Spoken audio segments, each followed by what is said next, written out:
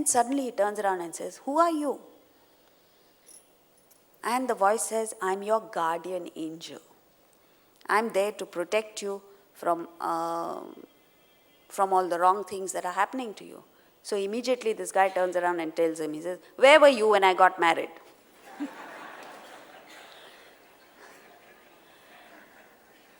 You need to use clarity of thinking in every, this quick-wittedness, the ability to interpret the data in every aspect of life. Particularly in modern life, you find things are moving so fast, you don't have time to say, "Wait, let me think, I'll come back to you tomorrow." By then, you've missed the bus. You've got to take decisions on the spot. And to be able to take decisions on the spot, you need this power of the intellect. What is most important is the ability to look within, to understand that everything in the world is futile and meaningless.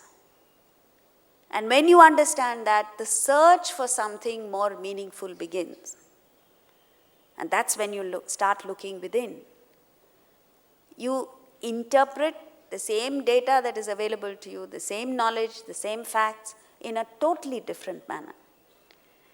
And then you understand that there is a divine power beyond the world, beyond the universe, which lends value to everything that you do. The Gita does not say that you should not enjoy the world. The Gita doesn't say that you should not acquire the world or help yourself to what the world has to offer. The Gita simply says that per se, the value of all that the world has to offer is zero. It's only when you introduce a little bit of spirituality. How much? Not too much. Just a little bit. Bhagavad Gita kinchidadhita. Little bit of study is enough. And that little bit, once you bring into the picture, it adds value to everything else. Every other thing that the world has to offer then becomes meaningful because of the interplay of Atman. Minus Atman, everything becomes boring, depressing. So then you fix realization, Atman, as the goal, as the most important thing in your life, and you begin to pursue this.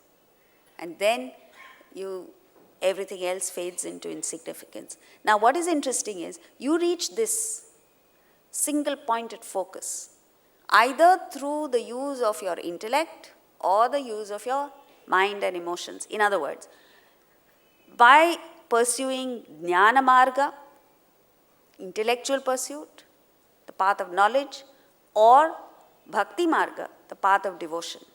If you don't follow either, then you're in deep trouble. And all of us are in trouble, or whenever we are in trouble because we are neither using the mind to cultivate devotion, nor are we using the intellect to sift through the world and focus, zero in on that which is permanent. Now, the last thing that Vedanta tells us is that there are 3 states of consciousness: the waking, dream, and deep sleep states. At any given point in time, you're either in one or the other. We were all awake at 6:30 when we came here. Now there are a few who are borderline cases. By the time 7:30 comes, there'll be 1 or 2 snoring. But, so either you're awake, or you're in deep sleep, or you are in the dream state of consciousness. What is interesting is that in any given state, you assert the reality of that state and negate the other 2. When you're in the waking state, you say this is real. When you're in the dream state, you say that is real. When you're in the deep sleep state, you say nothing is real, nothingness is real. But it doesn't occur to us that it is the same you, the same individual who's going through the 3 states. And as long as you're giving importance to only one state and negating the other 2, you don't have a totality picture. And so the question arises, that famous question that King Janaka asked. One day when he dreamt a terrible dream, he had a nightmare that he was a beggar begging in the streets of the same city in which he was king. And he woke up perspiring. Had it been any one of us, we would have said, oh, thank God, I'm still the king, and gone back to sleep.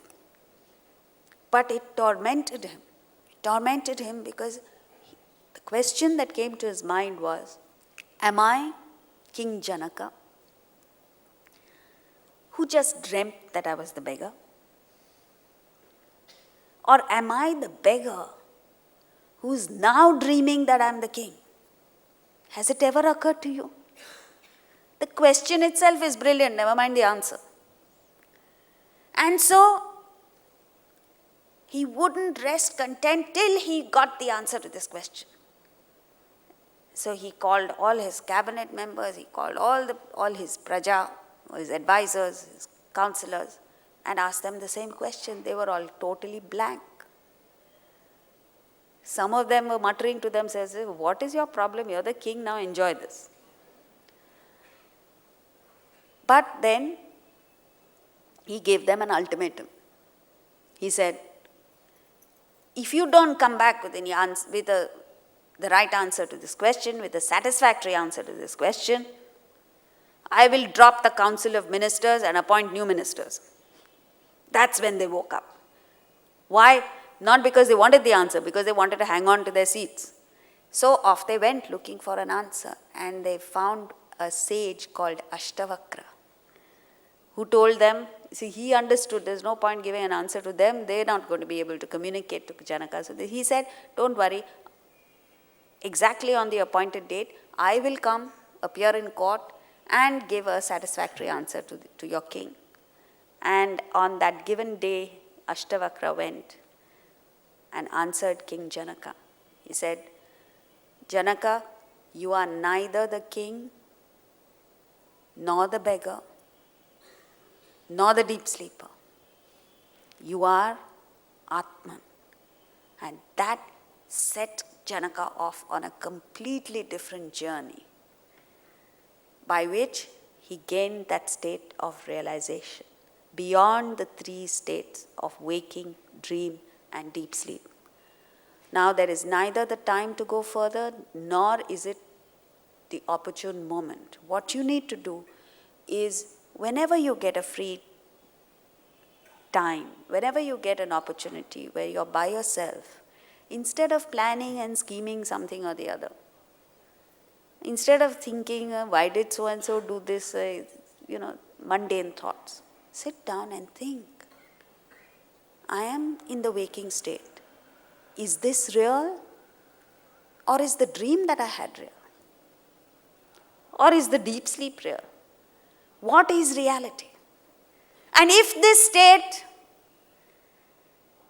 is not real, the masters tell us that the waking state has as much reality as the erstwhile dream that you've had and understood is a mere projection.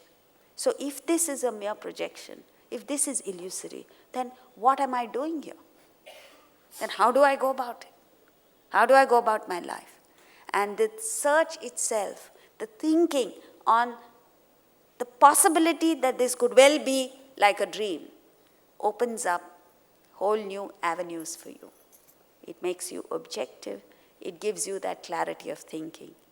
And this is one of the most brilliant thoughts. No other literature anywhere in the world has presented this concept of the three states of consciousness and the possibility of a fourth plane beyond it all. This is jnana, knowledge. Now let's come back to the portion that we are on. The 8th chapter, we have covered the first 3 topics, and we are now about to enter the next one, which is verses 15 to 22 on rebirth and beyond. Verse 15.